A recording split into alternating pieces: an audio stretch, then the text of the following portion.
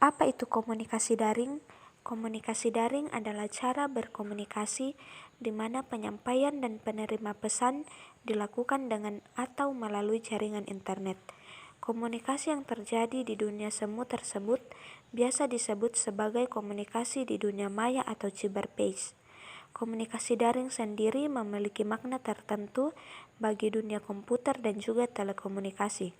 Daring juga biasa diartikan sebagai suatu keadaan komputer yang dapat saling bertukar informasi karena telah terhubung.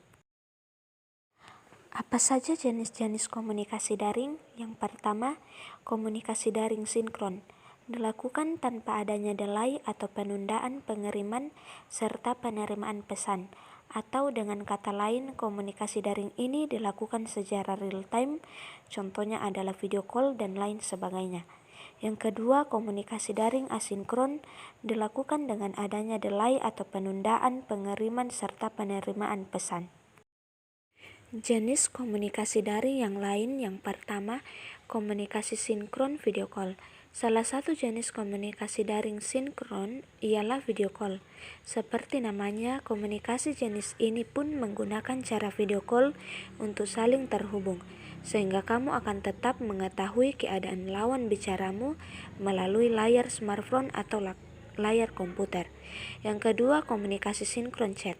Jenis komunikasi sinkron ini tentu saja dilakukan dengan cara berbagai chat ataupun obrolan dalam bentuk tulisan dengan lawan bicara. Selain ini pun berbagai platform menyediakan jasa komunikasi via chat antara lain WhatsApp, Line, chat, SMS, atau short messenger. Yang keempat, komunikasi asinkron video. Yang berbeda dengan jenis komunikasi sinkron video call. Pada komunikasi asinkron video ini, kamu hanya bisa berbagi rekam video kepada lawan bicara. Yang kelima, komunikasi asinkron chat. Meskipun jenis komunikasi ini dilakukan dengan menggunakan komputer ataupun juga dengan jaringan internet, akan tetapi sifatnya sama dengan komunikasi asinkron video. Kelebihan dan kelemahan komunikasi daring. Kelebihan yang pertama, efisien biaya. Tidak memerlukan pihak yang berkomunikasi melakukan tatap muka berbeda dengan komunikasi konvensional, sehingga komunikasi daring bisa menghemat biaya transportasi.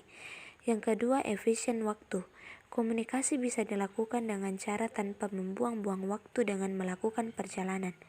Yang ketiga, terintegrasi dengan layanan TIK lainnya, seperti melakukan komunikasi dalam jaringan. Yang keempat, meningkatkan intensitas berkomunikasi.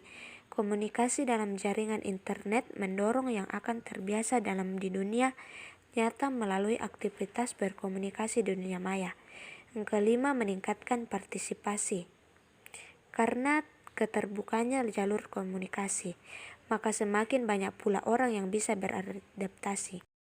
Kelemahan komunikasi daring yang pertama, membutuhkan perangkat khusus. Dalam pelaksanaannya, komunikasi membutuhkan adanya software dan hardware.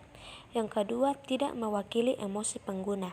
Gerakan tubuh, raut muka, intonasi bicara merupakan hal yang relatif sulit untuk dipahami. Yang ketiga, banyak informasi yang tidak penting. Seringkali informasi yang dapat menjadi terlalu banyak dan membuat bingung di sisi penerima. Yang keempat, penyita konsentrasi. Melakukan komunikasi dalam jaringan tidak pada tempat dan waktu yang tepat, dan dapat mengabaikan atau menunda hal yang lain. Contoh komunikasi daring dalam kehidupan sehari-hari. Yang pertama, komunikasi daring sinkron, contohnya yang pertama video call dan lain sebagainya. Yang kedua, berkomunikasi dengan orang lain menggunakan fitur chat dan lain-lain.